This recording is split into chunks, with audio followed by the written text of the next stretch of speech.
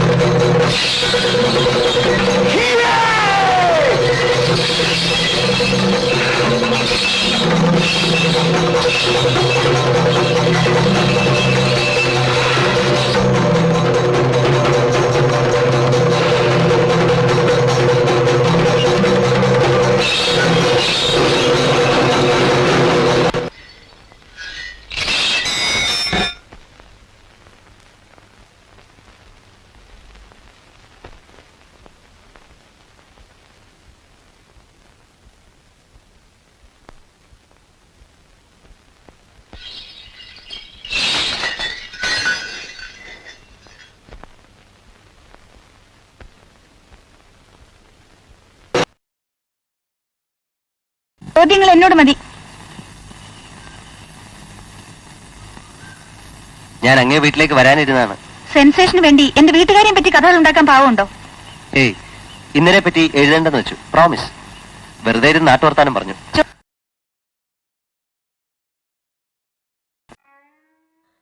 എൻ്റെ ഗുരുവായൂരപ്പ, എന്തോരും ആളുകളായിവിടെ.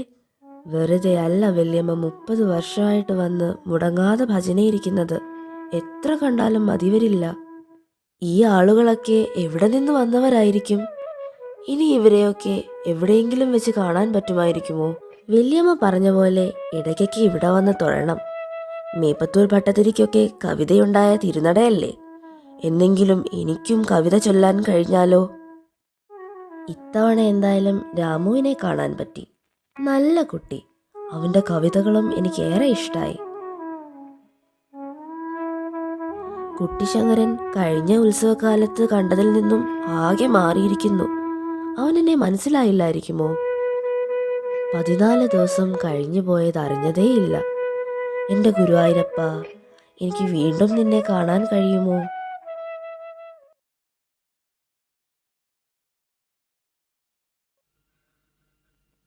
പിറക്കാൻ പോണ കുട്ടിയുടെ അച്ഛൻ ഞാനാണെന്ന് എവിടെ വേണമെങ്കിലും ഞാനിനി വിളിച്ചു പറയാം. അതിന് അച്ഛനില്ല.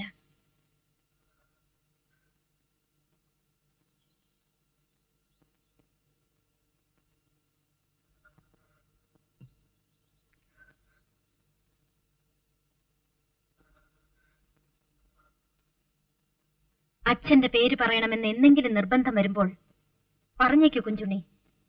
നളൻ, അല്ലെങ്കിൽ അർജുനൻ, അല്ലെങ്കിൽ ഭീമൻ.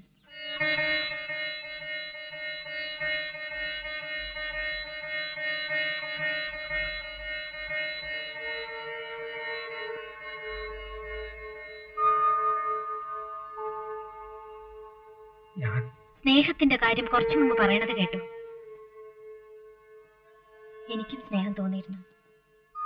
അത് അരങ്ങത്ത് കണ്ട ഏതോ വീരനായകനോടായിരുന്നു. പിന്നെയാണത് മനസ്സിലായത്. ഈ മാധവനോടായിരുന്നില്ല നിശ്ചയം.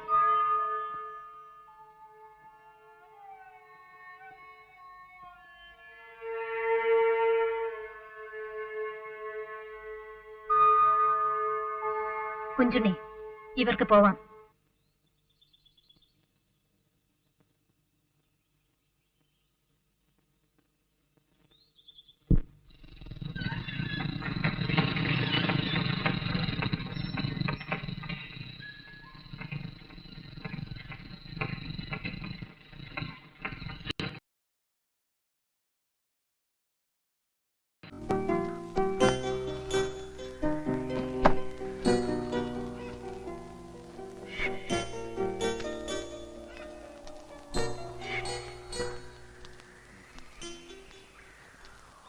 ഇത് ചന്തയിൽ കൊണ്ടുപോയി 300 ദിനാറിന് വിൽക്കണം.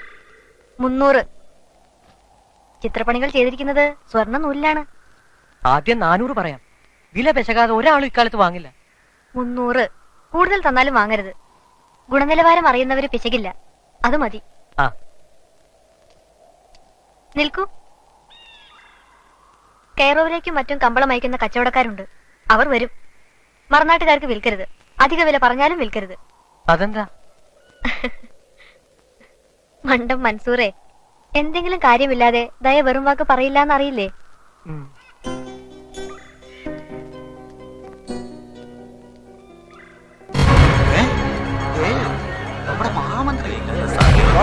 നമ്മളൊക്കെ താണു വളങ്ങുന്ന പീക്കിരി പെണ്ണിനെ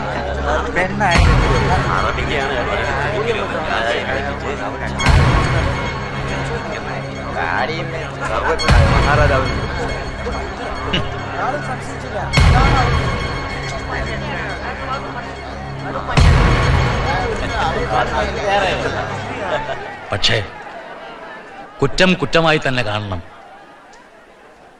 നിനക്കെന്ത് പറയാനുണ്ട്? കൊള്ളക്കാരും അടിമക്കച്ചവടക്കാരും വേട്ടയാടുകയായിരുന്നു. ആത്മരക്ഷയ്ക്കായി അങ്ങനൊരു വേഷം കെട്ടി. നിങ്ങളുടെ മുമ്പിലും അത് തുടരേണ്ടി വന്നു. 1995 സാഹിത്യത്തിലെ ഏറ്റവും ഉയർന്ന ഇന്ത്യയുടെ പുരസ്കാരം ജ്ഞാനപീഠം MTക്ക് ലഭിച്ചു. 2005 പത്മഭൂഷൺ, 2013 കേന്ദ്ര സാഹിത്യ അക്കാദമി അവാർഡ്, 1973 മികച്ച ചലച്ചിത്രത്തിനുള്ള ദേശീയ പുരസ്കാരം തുടങ്ങി നിരവധി അവാർഡുകളാണ് അദ്ദേഹത്തിന് ലഭിച്ചത്.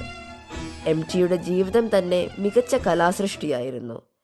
തൻ്റെ അനുഭവങ്ങളും നിരീക്ഷണങ്ങളും നോവലുകളിലേക്കും സിനിമകളിലേക്കും കൊണ്ടുവന്ന് അദ്ദേഹം സാഹിത്യ ലോകത്തെ സമ്പന്നമാക്കി.